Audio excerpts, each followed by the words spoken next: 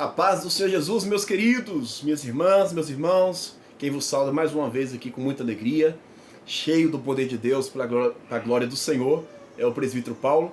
E nessa feita nós vamos falar no programa Deus Falando Conosco, em 7 minutos, no vídeo 19, nós vamos falar sobre Jonas, tá? Vídeo 19, um programa que a gente tem feito aí já há alguns meses. Esse é o vídeo 19. Se você quer ser abençoado com mensagens impactantes, vídeos curtos, corre aqui no canal, se inscreva no canal e assista todos os nossos vídeos, do vídeo 1 até o 19, para a glória de Deus, tá bom?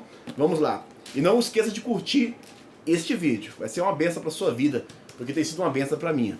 Olha, Jonas, capítulo 1, versículo 1, nós vamos tratar em um estudo rápido. Eu vou tentar fazer um milagre aqui, né, entre aspas falando, de Jonas, os 4 capítulos. Vamos ver com quantos minutos que a gente vai falar, tá bom? Mas observe comigo o versículo 1. Jonas capítulo 1, versículo 1 diz assim, olha: veio a palavra do Senhor a Jonas, filho de Amitai, dizendo, versículo 2, levanta-te, vai à grande cidade de Nínive, clama contra ela, porque a sua malícia subiu até mim. Glórias a Deus. Meus irmãos, é interessantíssimo nós falarmos sobre o profeta Jonas. Cabe ressaltar que o profeta Jonas é considerado um dos profetas menores, não no sentido de estatura e não no sentido de ser inferior aos profetas maiores, pelo contrário, mas foi um profeta que escreveu em pouco, escreveu pouco conteúdo e em menos tempo, comparado, por exemplo, com o profeta Isaías, que escreveu em 66 capítulos, né? Comparado também com o profeta maior também, Jeremias, Ezequiel. É interessantíssimo. Então, isso não difere de forma alguma a sua inferioridade. Ele era homem de Deus, ele era profeta e cheio do poder de Deus, foi usado. Por isso que a Bíblia diz que o profeta menor, no caso de Jonas, no capítulo 1, versículo 1, já vai dizendo que ele era um profeta. Por quê? Veio a mim a palavra do Senhor. Quando a palavra do Senhor ela vem na vida de alguém, ele é um profeta, ele é usado. Existem também os profetas como eu, né? Não para me exaltar, não para me falar que eu sou profeta, mas no sentido de pregar a palavra revelada, no sentido de buscar intimidade com o Espírito Santo, para o Senhor me trazer iluminação diante da palavra e expor a palavra através de um dom. Então o profeta Jonas, ele foi incumbido de uma missão. Missão essa que no capítulo 1 todo vai falar que era para ele pregar em uma cidade chamada Nínive, né? Nínive era uma cidade que era a capital da Síria, uma cidade perversa. Quem conhece aí, estuda o Antigo Testamento, por exemplo, sabe que os assírios eram um dos maiores inimigos de Israel, um dos maiores inimigos de Israel, né? Comandado aí por Senaqueribe e tantos outros reis malditos, malignos, vamos dizer assim. Pois bem, então Jonas foi incumbido de pregar para eles, de profetizar para eles o quê? Destruição completa. A ira de Deus estava já decretada para destruir eles, porque eles eram nações pagãs, nações maldosas, que odiavam o povo de Deus, e Deus enviou o profeta para fazer essa missão. Só que a Bíblia vai dizer no capítulo 1 todo que Jonas não quis ir, Jonas se acovardou. Em vez dele ir para a Síria, né, a atual Iraque de hoje, ele tentou ir para Espanha, né? Ele tentou ir para a atual Espanha de hoje, vamos dizer assim, né? Sentido, perdão, uma cidade chamada Tarsis. Só que a Bíblia diz que no meio do caminho, Deus vai e vê ele fugindo, e ele corre. Muitos estudiosos, eu vou esquecer aqui de falar para os irmãos a quilometragem certa, mas parece que alguns estudiosos alertam que a distância que Jonas tentou fugir dava mais de 1000 km de distância, tá bom? Muito mais de 1000 quilômetros de distância. E Deus manda uma baleia, né, engolir. É lógico que antes disso teve um reboliço, uma tempestade terrível, aonde Jonas estava no barco. Todos aqueles ali que estavam no barco, que era pagãos, né? Procuraram seus deuses com D minúsculo, cada um procurando seu Deus, e Jonas, que era o culpado, né? Fugitivo de Deus, e Deus foi atrás dele, ele estava o quê? Dormindo no porão, dormindo embaixo do navio, lá embaixo. Ele entrou dentro do navio e estava lá dormindo. E ele dormindo, ele foi acordado pelo capitão, né, o chefe do navio, acordou ele e falou: você não vai buscar o seu Deus? Nós estamos aqui desesperados, etc. Aí Jonas vai, fica com medo, fica atemorizado e lembra das promessas de Deus, lembra do chamado de Deus e lembra que tudo aquilo que estava ocorrendo era a ira de Deus, né? Pegando todos ali que estavam inocentes, sendo que ele era o culpado.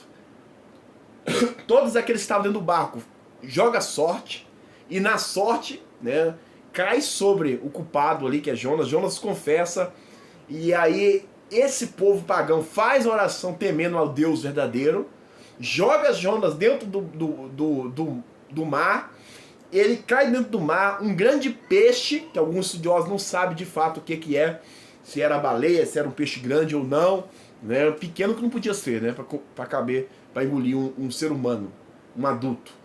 Pois bem, cai dentro desse peixe gigante. Dentro desse peixe gigante, Jonas capítulo 2, ele clama ao Senhor, ele começa a orar ao Senhor, pedir Deus misericórdia, pedir Deus para ouvir ele no abismo. E interessante que a Bíblia vai dizer que Deus dá essa outra oportunidade para Jonas, e nessa outra oportunidade, no versículo 10 do capítulo 2, o peixe grande cospe, vamos dizer assim, né? Joga Jonas para fora, num lugar com certeza próximo, porque Deus é perfeito, próximo de Nínive, e Jonas não teve como correr, né? A gente não tem como correr quando Deus tem esse chamado na nossa vida, quando Deus quer fazer algo extraordinário na nossa vida, e se for para nós fazer, Deus não vai deixar Jonas morrer dentro, por exemplo, do ventre da baleia, né, ou de um peixe grande, para chamar outro. Não, Deus foi atrás dele, mostrou para ele que não tem como correr, como, se eu não me engano, o salmista diz perfeitamente e bem profundamente. Se eu correr no mais profundo do abismo, tu estás. Se eu subir do mais alto, tu estás. Para onde eu vou fugir da face do Senhor? Não tem como fugir da face do Senhor. Então Jonas, ele começa a pregar e dizendo que cerca de 40 dias Nínive toda será destruída perante a ira de Deus.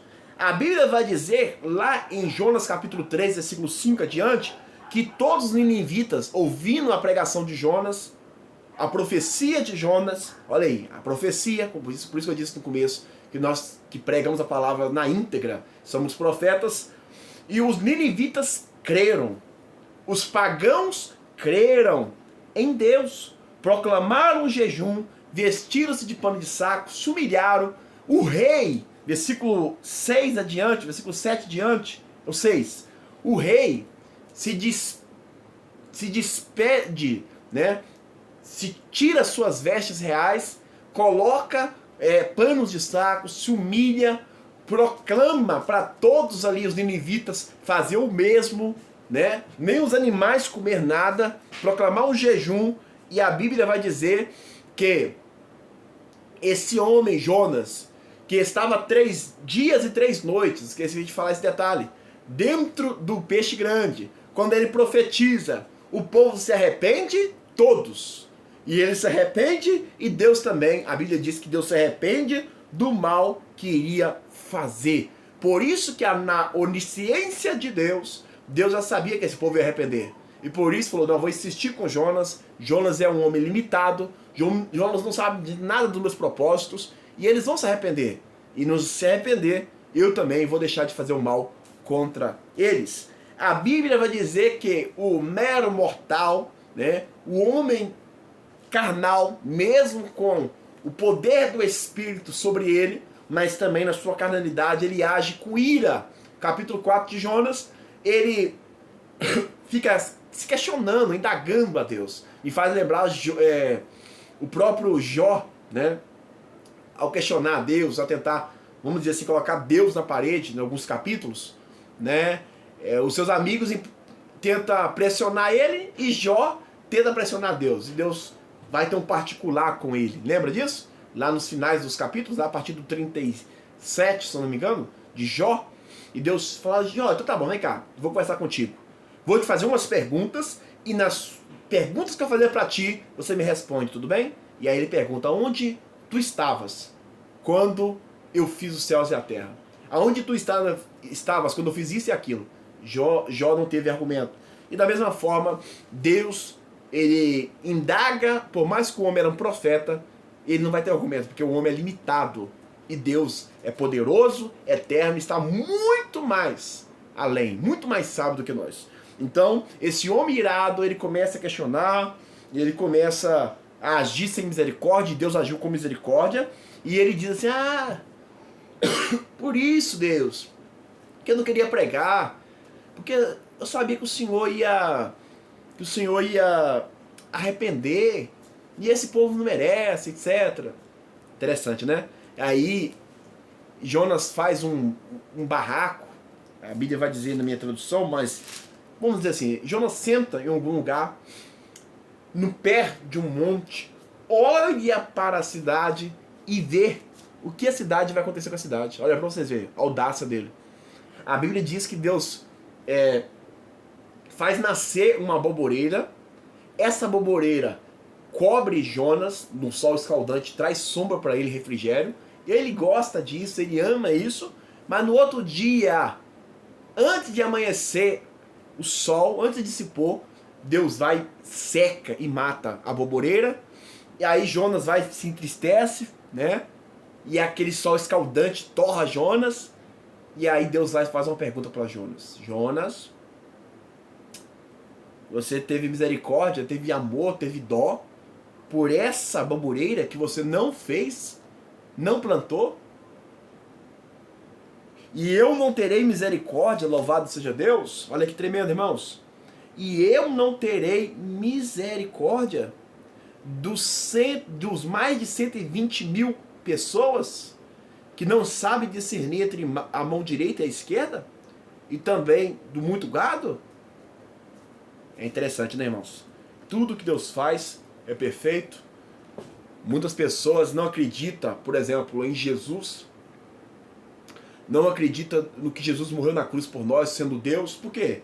Esse amor nos constrange de fato. Esse amor nos surpreende. Mas se eu sou um cristão hoje, se você que está me ouvindo é uma pessoa serva de Deus, se você que está me ouvindo não é, Deus te ama de tal maneira que deu o seu único filho para que todo aquele que nele crê não perecesse. A segunda pessoa da Trindade se despiu do seu trono de glória, desceu, se humilhou para morrer na cruz por mim e por você, para que todo aquele que nele crê não pereça. Jonas não entendeu, muitas outras pessoas não vão entender, né, o cuidado de Deus, o amor de Deus, mas o amor do Senhor para nós, irmãos, nos constrange. Aprendemos algumas aplicações como não fugir do chamado de Deus, senão nós poderemos pagar grandes preços. Com certeza, se Jonas não tivesse se arrependido ali, Deus matava ele, Deus permitia ele ser morto, mas Deus traz a sua misericórdia, Deus ouve Jonas mesmo no maior momento de aflição e desobediência, ele se arrepende, Deus dá outra chance, Deus deu chance para ele dentro do ventre da baleia ou de um grande peixe, e Deus não ia ter misericórdia daqueles mais do que ele? Tremendo, né? Olha que como Deus é maravilhoso, como Deus é criador, como Deus é profundo, digno de honra, digno de glória para todo sempre. Espero que os irmãos sentiram a presença de Deus, glorifique a Deus por essa mensagem, compartilhe essa mensagem para mais pessoas. Um abraço, Deus abençoa. Cabe ressaltar que alguns estudiosos acreditam que depois que esse povo se arrepende, passa um tempo, eles afundam de novo no lamaçal e Deus usa outros profetas para, por exemplo, Naum, se eu não me engano, para trazer juízo. E aí milhares morrem terrivelmente. Deus abençoa, a paz do Senhor e um abraço a todos, irmãos.